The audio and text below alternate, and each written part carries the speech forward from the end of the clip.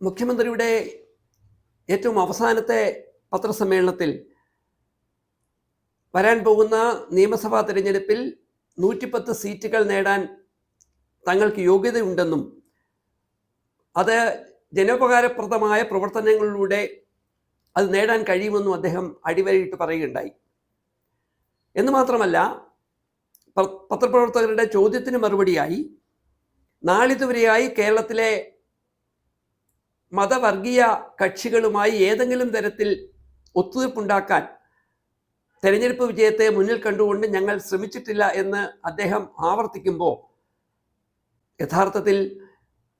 Shri A K ബാലൻ്റെ കഴിഞ്ഞ ദിവസത്തെ പ്രസ്താവനയെ അദ്ദേഹം പരിപൂർണമായും പിന്തുടരുകയാണ് എന്ന് മനസ്സിലാക്കാൻ കഴിയും. ശ്രീ എ കെ ബാലൻ്റെ പ്രസ്താവന കേരളത്തിൻ്റെ പൊതുമണ്ഡലത്തിൽ വലിയ തരത്തിലുള്ള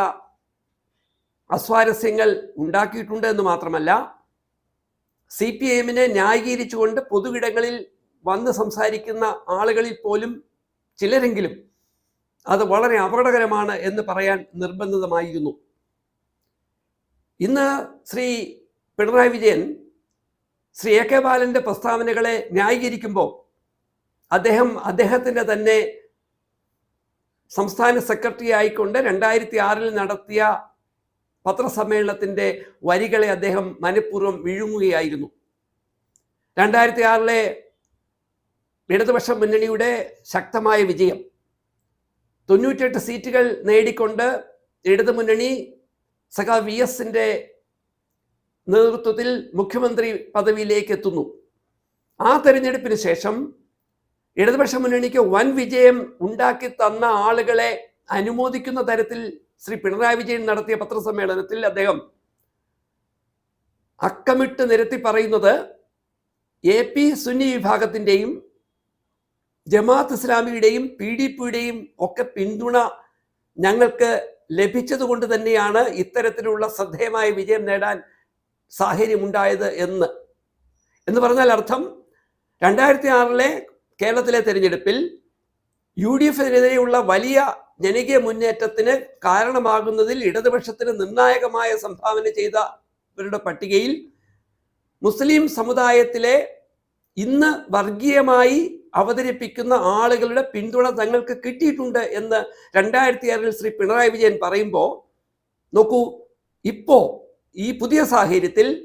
ജമാഅത്ത് ഇസ്ലാമി ഒരു മുഴുത്ത വർഗീയ പാർട്ടിയാണ് എന്ന തരത്തിൽ ആവർത്തിച്ച് പറയാൻ ശ്രമിക്കുകയും, ജമാഅത്ത് ഇസ്ലാമി ഒരു പാർട്ടി എന്ന രീതിയിലല്ല നമ്മൾ കാണുന്നത് നമുക്കറിയാം, എങ്കിലും അവർ ഒരു മുഴുത്ത വർഗീയവാദികളുടെ ഗ്രൂപ്പാണ് എന്നും അവർ വിഭാഗീയമായ ആശയങ്ങൾ പ്രചരിപ്പിക്കുന്നുവെന്നും അടിവരയിട്ട് പറയുകയും തങ്ങൾ ഒരു കാലത്തും അവരുടെ പിന്തുണ വാങ്ങിയെടുത്തിട്ടില്ല എന്ന് ശ്രീ പിണറായി വിജയൻ പറയുമ്പോൾ അദ്ദേഹത്തിൻ്റെ രാഷ്ട്രീയ സംശുദ്ധതയെ മാത്രമല്ല, CPM ആവർത്തിച്ച് ജനങ്ങളെ തെറ്റിദ്ധരിപ്പിക്കാൻ ഇപ്പോൾ നടത്തുന്ന ശ്രമങ്ങളുടെ പിന്നിൽ ഭൂരിപക്ഷ വർഗീയതയെ താലോലിക്കാനുള്ള ശ്രമമാണ് എന്ന് ജനങ്ങൾ തിരിച്ചറിയും. ശ്രീ വെള്ളാപ്പള്ളി നടേശൻ്റെ പല പ്രസ്താവനകളും അനാരോഗ്യകരമായ പല നിലപാടുകളും കേരളത്തിൽ ശക്തമാകുന്നു എന്ന് തെളിയിക്കുമ്പോൾ ഒരു വശത്ത് ശ്രീ വെള്ളാപ്പള്ളി നടേശനെ തള്ളിപ്പറയാതിരിക്കുകയും ശ്രീ എ കെ ബാലൻ്റെ പ്രസ്താവനയെ ന്യായീകരിക്കുകയും ചെയ്യുന്നതിലൂടെ ഇടതുപക്ഷ മുന്നണി സ്വപ്നം കാണുന്ന വർഗീയ വിഭാഗീയ ചിന്തകൾ ഒരുപക്ഷെ വരാൻ പോകുന്ന തെരഞ്ഞെടുപ്പിൽ ത്രിതല പഞ്ചായത്തിനേക്കാൾ വലിയ തിരിച്ചടി അങ്ങനെ ഉണ്ടാകാനുള്ള സാധ്യതയുണ്ട്. അങ്ങനെ ഉണ്ടായാൽ അതിനുകൂടി മറുപടി പറയാൻ ശ്രീ പിണറായി വിജയന് ബാധ്യതയുണ്ടാകും.